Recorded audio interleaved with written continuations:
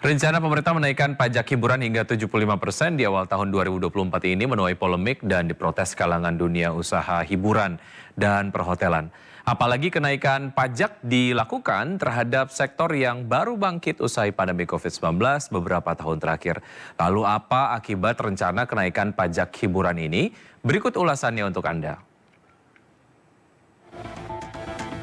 Di awal tahun 2024, Kementerian Keuangan berencana akan menaikkan tarif pajak barang dan jasa tertentu untuk sejumlah kategori.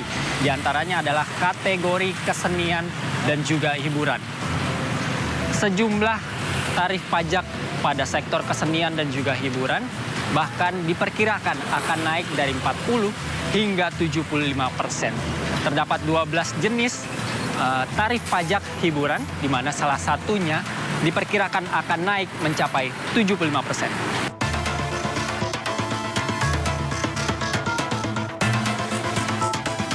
Setidaknya terdapat 12 jenis pajak hiburan yang diatur dalam Undang-Undang Nomor 1 Tahun 2022.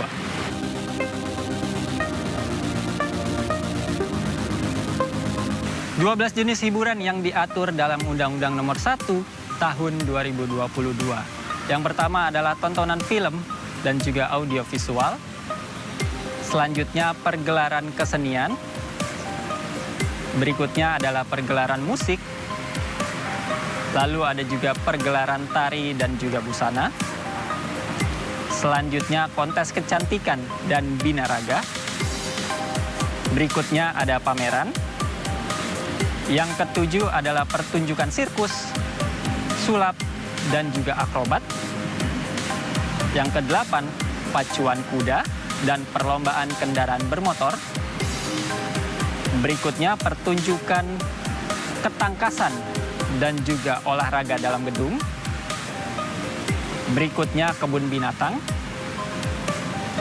Selanjutnya, ada panti pijat dan kebugaran.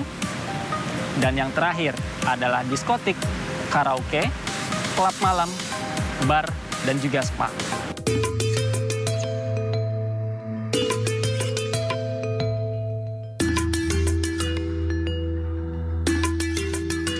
Pemerintah memperbarui kebijakan dengan menetapkan batas bawah 40% dan batas atas 75% untuk sejumlah sektor jenis usaha hiburan. Di antaranya karaoke, klub malam, bar, dan juga spa. Jenis hiburan tersebut dinilai hanya dinikmati oleh sejumlah golongan masyarakat tertentu. Namun demikian, pemerintah menetapkan tarif batas bawah untuk mencegah perlombaan penerimaan tarif pajak rendah dan untuk meningkatkan omset usaha.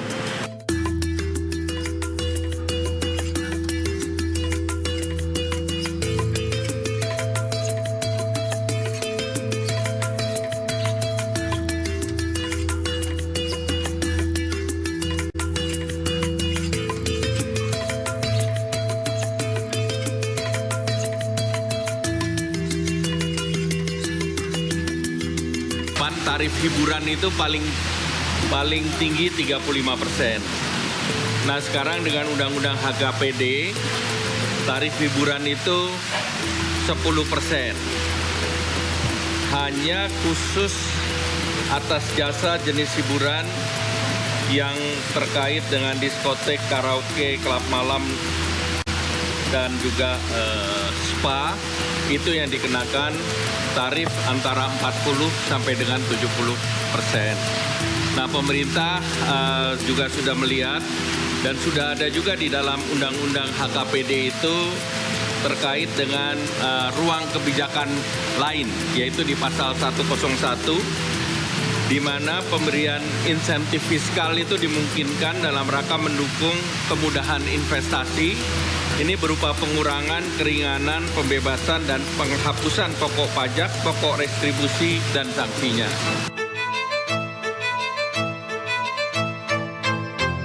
Gini, bahwa kalau kita bicara khusus masalah pajak hiburan ya.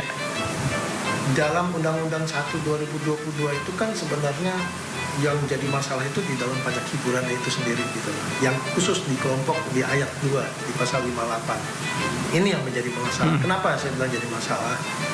Karena ada kekecualian.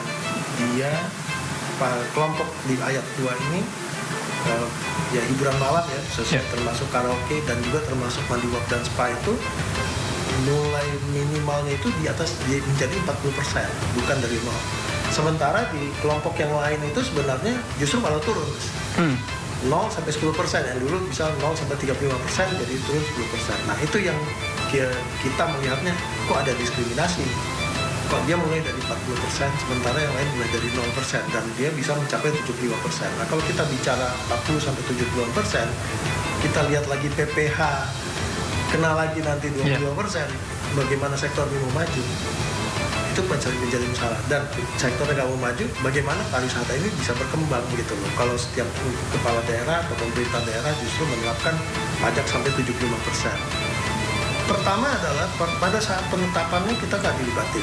Ini jadi masalah. Karena kita kan bicara pemerintah, kita semua sedang mendorong bagaimana pariwisata itu tumbuh di berbagai daerah. Dalam rangka mengejar target wismannya, devisanya, dan seterusnya, termasuk membuka lapangan kerja. Kita mesti tahu bahwa sektor hiburan ini merupakan sektor yang memiliki labor incentive ya, jadi beberapa tenaga kerja juga besar, walaupun kecil-kecil tapi banyak, dan tidak membutuhkan skill yang tinggi setiap pekerjaannya. Nah ini kan juga menjadi salah satu program pemerintah untuk membuka lapangan kerja. Tapi dengan ada ini kan dia tidak produktif. Jadi kalau ditanya kita menolak, pertama pasti kita menolak.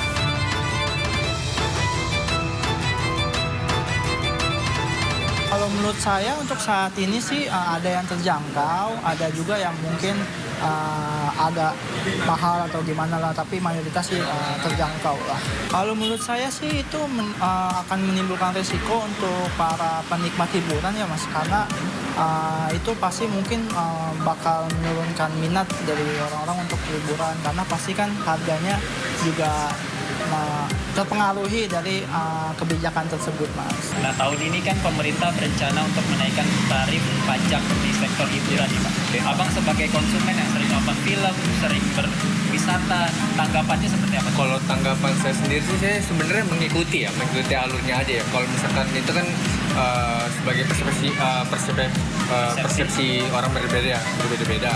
Kalau untuk saya, kalau misalkan untuk kebutuhan negara atau buat apa sih, saya mengikuti aja.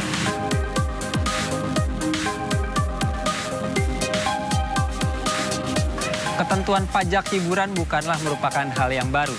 Tarif pajak barang dan jasa tertentu diatur dalam Undang-Undang Nomor 28 Tahun 2009 mengenai pajak dan retribusi daerah.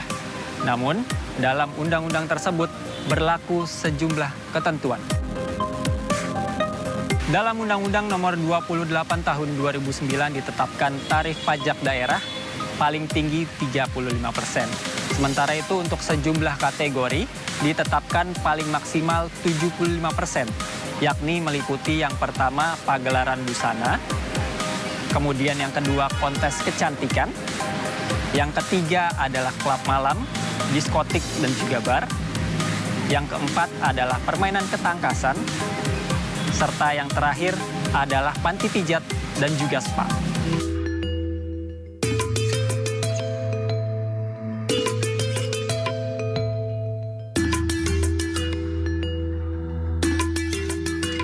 Pemerintah menyatakan tarif pajak barang dan jasa tertentu termasuk dalam pajak daerah.